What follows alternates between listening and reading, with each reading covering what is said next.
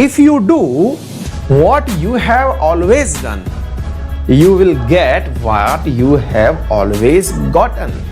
बहुत ही सही और सटीक बात है, और ये सही और सटीक बात तो आज कईयों का जो है ना मूड खराब करने वाली है। कारण क्या है, जरा इस लाइन को सुनिएगा। यदि आप वही सब करते हैं जो आप करते आए हैं, if you do what you have always done, तो आपको मिलेगा भी वही ना जो आपको हमेशा मिलता आया है। बोले सर इसमें कौन सी बड़ी बात है, जरा ये बताएं।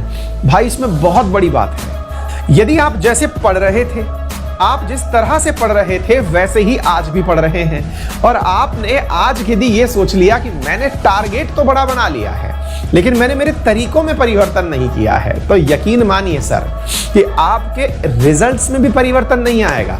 अचानक आपके ये तरीके जो हैं, जो लगातार जिस तरीके से आज तक आप कोई छोटा सा एग्जाम भी नहीं निकाल पाए, तो आप एग्जाम छोड़िए, आपने अपने लिए अगर ग्रेजुएशन तक भी टारगेट किया था ना कि इतना परसेंटेज लेके आएंगे, अगर आप वो भी नहीं कर पाए तो यकीन मानना इन तरीकों से आगे भी कुछ होने वाला नहीं है।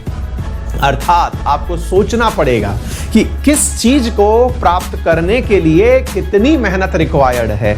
यानी कि हर स्क्रू ड्राइवर से दुनिया के सारे के सारे स्क्रू नहीं खुल जाते हैं। दुनिया में केवल एक ही चाबी हर ताले की नहीं हो सकती है।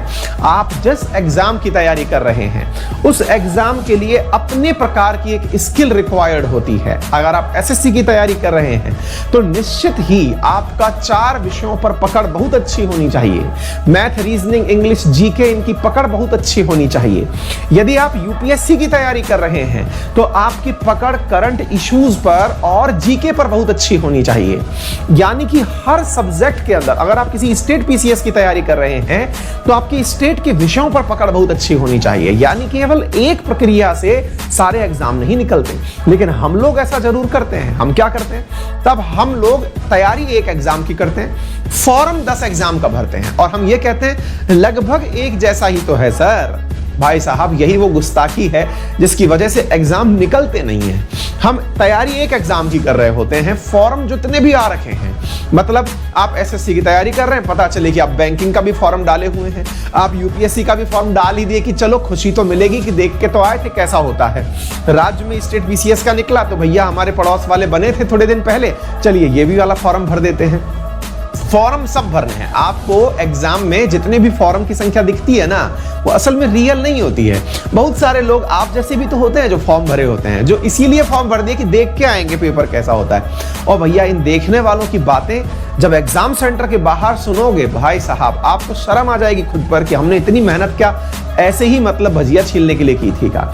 बोले क्यों सर, ये लोग भाई एग्जाम सेंटर के बाहर निकलने के बाद पेपर देख करके तो दावे ऐसे करते हैं, अरे यार मतलब ये भी क्वेश्चन सही, ये भी क्वेश्चन सही, मैं तो पढ़ा नहीं यार, मतलब इतने कम नॉलेज से मैंने इतने सवाल सही कर दिए, अब तो अगर मैं महीने भर पढ़ लिया तो फिर तो जाने में क्या ही मचा दूंगा।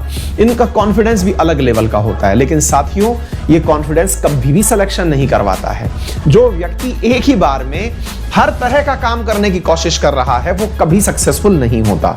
आप जिस काम के लिए लग रहे हैं उसके लिए एक अलग एफर्ट, एक अलग प्रक्रिया, एक अलग प्रकार का माइंडसेट चाहिए होता है। दिमाग में पहले इसे उतारिए। इवन अगर आप बैंकिंग की तैयारी भी एसएससी के साथ साथ कर रहे हैं तो बैंकिंग के लिए कुछ अलग रिक्वायर्ड है, वो आपको करना पड़ेगा।